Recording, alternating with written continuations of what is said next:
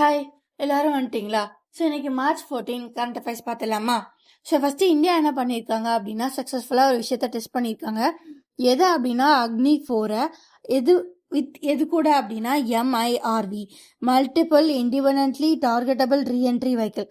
So இது இந்தியாவோட nuclear deterrence ஒரு முக்கியமான பாயிண்ட். ஸோ இதோட கேப்பபிலிட்டி என்ன அப்படின்னா ஒரு சிங்கிள் மிசைலை டெலிவர் மல்டிபிள் டிஃப்ரெண்ட் லொக்கேஷனுக்கு அதால டெலிவர் பண்ண முடியும். ஸோ டிஃப்ரெண்ட் பிளேசஸ்க்கு இது பண்ண முடியும். ஸோ இது என்ன பண்ணியிருக்கு அப்படின்னா நம்மளால ஒரே ஒரு மிஷனை வச்சுட்டு நிறைய டிஃப்ரெண்டான லொக்கேஷன்ஸ் அடிக்க முடியறதுனால நம்மளும் US, Russia, China, France, UK மாதிரியான அட்வான்ஸ்டு ஸ்ட்ராட்டஜி டெக் வச்சிருக்க ஒரு குரூப்புக்குள்ள நம்மளும் போறோம். ஓகேவா? ஓகே. ஸோ இதில் ஒரே ஒரு விஷயம் தான் ஞாபகம் வச்சுக்கணும். MIRVனா multiple independently targetable reentry vehicle. So இதை என்னன்னு சொல்றாங்க அப்படின்னா மிஷன் திவ்யாஸ்திராக்கு கீழே இதை பண்ணியிருக்காங்க. ஓகேவா? ஸோ அடுத்த கவர்மெண்ட் ஸ்கீம்ஸ் போயிடலாமா? பால் விவாஹ் முக்த் பாரத். ஸோ இது என்ன அப்படின்னா சைல்ட் மேரேஜே இந்தியாவில் இருக்கக்கூடாது அப்படி சொல்லி ஸ்டார்ட் பண்ண ஒரு ஸ்கீமு. ஸோ இதில் ஒரு கேம்பெயின் நடத்துகிறாங்க, சைல்ட் மேரேஜ் ஃப்ரீ இந்தியான்னு. இது இந்த மந்த் ஃபுல்லாக நடக்கும். ஸோ இது எதுக்கு அப்படின்னா இந்தியா ஃபுல்லா ஏன் சைல்ட் மேரேஜ் கூடாது அப்படின்னு சொல்லி ஒரு லீகலா கேம்பெயின் நடத்துவாங்க. ஓகேவா? ஸோ அதுக்கப்புறம் PM உஷா பிரதான் மந்திரி உச்சதர் சிக்ஷா அபியான். ஸோ இது என்ன பண்ணும் அப்படின்னா ஹையர் எஜுகேஷன்ஸ்க்கான இன்ஸ்டிடியூட்ஸை அப்கிரேட் பண்ணும். ஸோ இதுக்கு எவ்வளோ அமௌண்ட் இது வரைக்கும் ஒதுக்கியிருக்காங்கன்னா 1850 crores. எப்படியாவது நம்மலாம் ஹையர் எஜுகேஷன் படிச்சு சூப்பராக முன்னேறிடுவோமா? அதுக்கு தான் கவர்மெண்ட் இவ்வளோ செலவு பண்ணுது. அதுக்கப்புறம் யுவிகா 2026. ஸோ இது என்ன அப்படின்னா யங் சயின்டிஸ்ட் ப்ரோக்ராம். ஸோ இது இஸ்ரோ அஃபிஷியலாக ஓப்பன் பண்ணிட்டாங்க ரெஜிஸ்ட்ரேஷன்ஸை. ஸோ இது யாருக்காவது யங் சயின்டிஸ்ட் அவார்டு வாங்கணும், அதில் பார்ட்டிசிபேட் பண்ணணும்னா ரெஜிஸ்டர் பண்ணிக்கலாம். ஸோ இது எதுக்காண்டி நடத்துகிறாங்க அப்படின்னா ஸ்டூடெண்ட்ஸை ஸ்பேஸ் டெக்னாலஜிக்குள்ள ஃபோக்கஸை கொண்டு வரணுன்றதுக்காண்டி நடத்துகிறாங்க. இப்படி ஏதாவது நடத்தினாதான் ஸ்டூடெண்ட்ஸ் இனாகுரேட்டாக திங்க் பண்ண ஆரம்பிப்பாங்க அப்படின்றதுக்காண்டி. ஸோ அப்புறம் இன்டர்நேஷ்னல் போயிடலாமா? ஈரான் இஸ்ரேல் 13 நாளாக சண்டை போட்டுட்டு இருக்காங்க. ஏன், எதுக்கு? இதனால குளோபல்ல நிறைய இஷ்யூஸ் போயிட்டு இருக்கு. என்ன போனா போங்க, நாங்கள் சண்டை போடுவோம்னு போட்டுட்டு இருக்காங்க. ஓகேவா? ஸோ இதில் என்ன அப்படின்னா குளோபல்ல ஈரான் ஈராக் ரெண்டுக்கும் நடுவில் தான் ஒரு இன்டர்நேஷ்னல் பாத் இருக்கு. அது வழியாக தான் most of the oil transports நடக்கும். ஸோ இந்த வாரனால அங்கே நிறைய ப்ராப்ளம் போயிட்டு இருக்கனால அந்த டிராவல் குறைஞ்சிருக்கு. ஸோ இன்டர்நேஷ்னல் லெவலில் எனர்ஜி மார்க்கெட் கொஞ்சம் கிரைசிஸாகவே இருக்குது. நம்ம ஊர்லேயே நிறைய பேருக்கு LPG கிடைக்கல, பெட்ரோல், டீசல் எல்லாம் ஒரு மாதிரி கயோட்டிக்காக போயிட்டு இருக்கோம். அது எல்லாம் இவங்களால தான். என்ன பண்ணுறது? ஸோ ரஷ்யா என்ன பண்ணியிருக்குன்னா ஒரு சில கண்ட்ரிஸ் மட்டும் சரி நான் இப்போ ஒரு முக்கியமான பஞ்சாயத்து பேசியிருக்கேன், நீங்கள் என்ன பண்ணுங்க, நம்ம தம்பி ரஷ்யா கிட்ட வாங்கிக்கோங்கன்னு US ஒரு கொஞ்சம் கண்ட்ரிஸ்க்கு மட்டும் ரஷ்யா கிட்ட ஆயில் வாங்க பெர்மிஷன் கொடுத்துருக்கு. ஓகேவா? அதுக்கப்புறம் Canada citizenship changes. So Canada அவங்களோட நியூ சிட்டிசன்ஷிப் ரூல்ஸை கொண்டு வந்திருக்காங்க. ஸோ இதில் கொஞ்சம் டிஃப்ரெண்டான ரூல்ஸ் இருக்குது. அதுக்கப்புறம் டீசன்ட் ரூல்ஸ் சில விஷயத்த அப்கிரேட் பண்ணியிருக்காங்க. இது எதுக்கு அப்படின்னா for foreign born childrens of the citizens. அவங்க ஊர் சிட்டிசன்ஸ்க்கு ஃபாரின்ல குழந்தை பிறந்திருக்கும்ல, அது ரிலேட்டடான சிட்டிசன்ஷிப் ரூல்ஸை அவங்க அப்டேட் பண்ணியிருக்காங்க. பேங்கிங் பார்த்துடலாமா? Okay. BSE mark trading session. Bombay stock exchange என்ன பண்ணியிருக்காங்க அப்படின்னா ஒரு பெரிய மார்க் ட்ரேடிங் செஷனை இன்னைக்கு நடத்துகிறாங்க March 14. ஸோ இது ஒரு மார்க் ட்ரேடிங் தான். இதில் ரியல் மணியோ ரியல் எதுவுமே நடக்காது. இது கம்ப்ளீட்டாக ஒரு சிமுலேஷன் பேஸ் பண்ண செஷன்.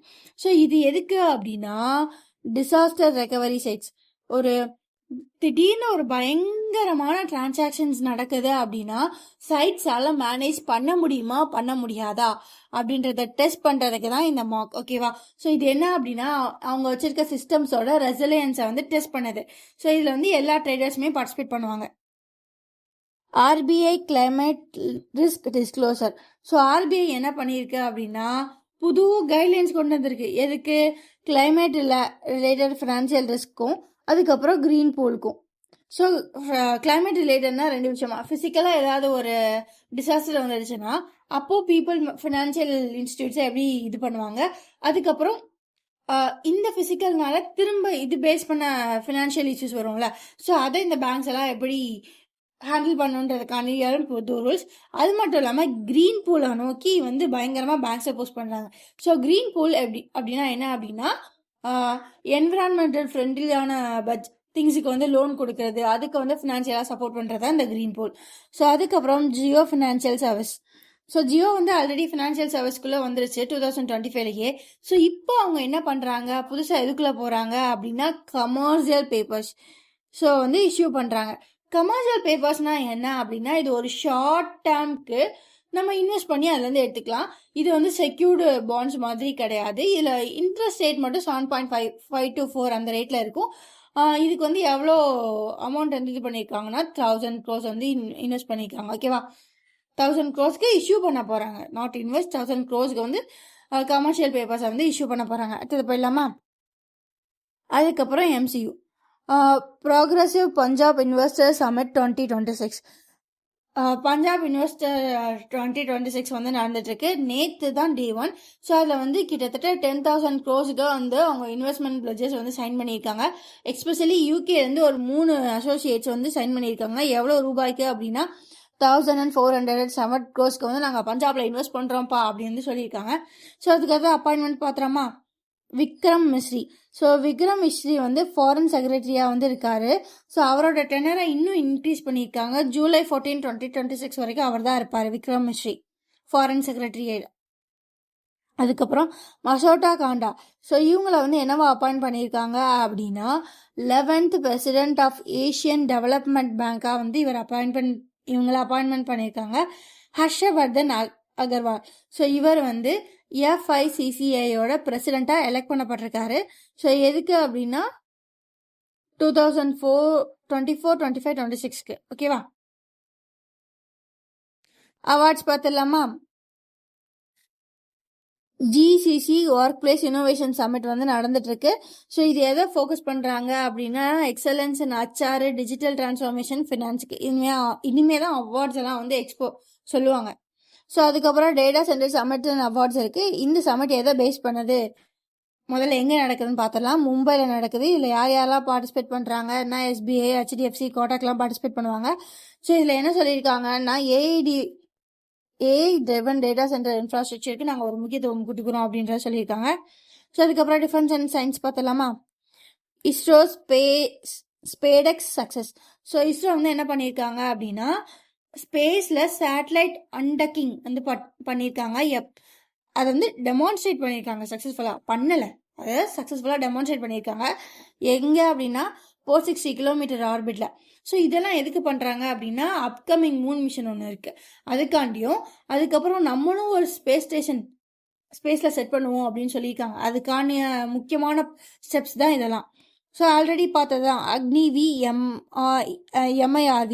ஸோ இது வந்து அக்னிவின்ற ஒரு இதை வந்து எதுலேருந்து டிப்ளாய் பண்ணியிருக்காங்கன்னா MIRVலேருந்து டிப்ளாய் பண்ணியிருந்தாங்க. இது யார் கீழே பண்ணாங்க, மிஷன் திவ்யாஸ்திரா கீழே. இதான் ஃபஸ்ட்டு நம்ம இன்னைக்கு பார்த்தோம்.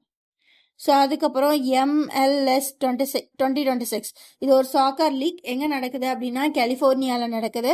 ஸோ இதில் யாருக்கு நடுவில் மேட்சஸ் இன்னைக்கு நடக்க போகுது அப்படின்னா ஸ்போர்ட்டிங் KCக்கும் LA கேலக்ஸிக்கும் நடுவில் மேட்சஸ் இன்னைக்கு நடக்க போகுது. ஸோ அதுக்கப்புறம் உமன் பேஸ்கெட் பால் பார்க்கலாமா. ஓகே, ஸோ ஹொஃப்ஸ்ட்ரா இவங்க வந்து என்ன பண்ணியிருக்காங்கன்னா CAA சாம்பியன்ஷிப் செமிஃபைனல்ஸை வந்து ரீச் பண்ணியிருக்காங்க. ஸோ இதில் என்ன அப்படின்னா இந்த டீம் ரீச் பண்ணதுனால இவங்க தான் வந்து லோயஸ்ட் சீடாமா. அடுத்து இம்பார்ட்டன்ட் டேஸ் போயிடலாமா. இன்னைக்கு international day of mathematics, especially pi day.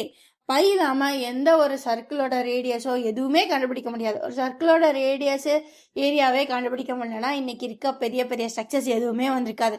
So இது ஒரு முக்கியமான கண்டுபிடிப்பு. ஸோ இதோட தீம் என்ன அப்படின்னா மேத்தமெட்டிக்ஸ் அண்ட் ஹோப். ஸோ அதுக்கப்புறம் international day of action for ரிவர்ஸும் இன்னைக்கு தான். ஸோ இது எதுக்கு அப்படின்னா தயவு செஞ்சு ஆறெல்லாம் ப்ரொடெக்ட் பண்ணுங்கடா, இதுக்கு மேலே பொல்யூட் பண்ணி என்ன பண்ண போறீங்க அப்படியெல்லாம் யோசித்து அவேர்னஸ் கிரியேட் பண்ணுறதுக்கு தான் இந்த international day of action for rivers. இது வந்து March 14. ஸ்டாட்டிக் பார்த்துலாமா.